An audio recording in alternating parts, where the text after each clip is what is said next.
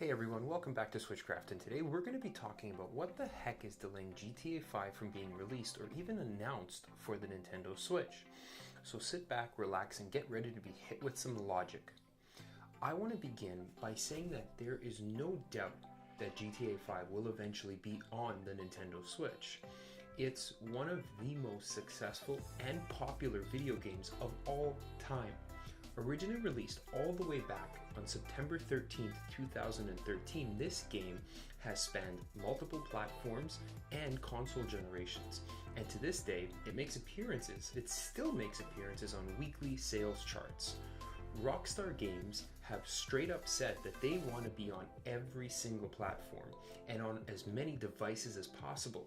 So what's holding them back from jumping on board the hottest selling system of all time in its first year? Well, it might not be what you think. Let's get the processing and graphical power of the Nintendo Switch out of the way right off the bat. If we can get Doom and Wolfenstein 2 running on the Switch, then we can get GTA 5 up and running no problem. And if we can get games as expansive as Breath of the Wild and Skyrim running on the Switch, we can get GTA 5 running no problem. There's a theme here. The Switch's technical limitations pose no barrier. On previous generations of Nintendo consoles, the argument could have been made that Nintendo stays away from M-rated content, preferring instead to stick to more family-friendly titles. And I think that, again, games like Doom, Wolfenstein, and the announcement of Dark Souls put this argument to rest as well. It's not any of these. Instead, I believe it's the game's size. GTA 5 currently weighs in at just over 65 gigabytes. Current Switch cartridges max out at 32 gigabytes from Nintendo.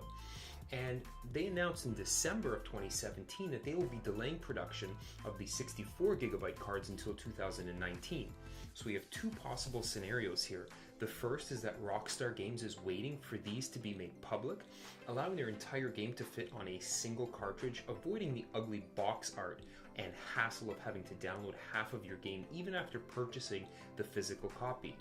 The second scenario is with the release of the 64 gigabyte cards from Nintendo, it can only mean that all other cards come drastically down in price, slightly to significantly. This would mean that Rockstar allows for ugly box art, doesn't care about the hassle of downloading 30 or 40 gigabytes of information for a game you already purchased physically, and just wants to make a higher profit margin per unit sold.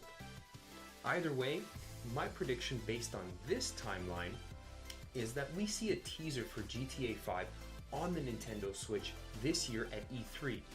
Realistically, it'll only be something small, like a logo or some rendered footage of gameplay from another platform, with an end screen saying GTA 5 for the Nintendo Switch coming 2019. Regardless of how it plays out, you will see GTA 5 on the Switch, finally. And you can add that to the awesome adventures we currently have on the world's most powerful handheld, like Breath of the Wild, Doom, and Skyrim, that are made even more mind-blowing by the fact that we can now take them with us everywhere we go. And because this is my channel, my video, I'm also going to put out there that once we have this game on the go, I would love to see and be the first in line to pre-order and buy and play remasters of previous entries in this series like GTA 3, Vice City, and San Andreas. I mean, look at how well all of the other ports are selling. We deserve it. That's all for today, but you can absolutely expect another video after E3 as a direct follow-up to this one, critiquing my predictions regarding an announcement of a 2019 release. So stay tuned for that. Switchcraft out.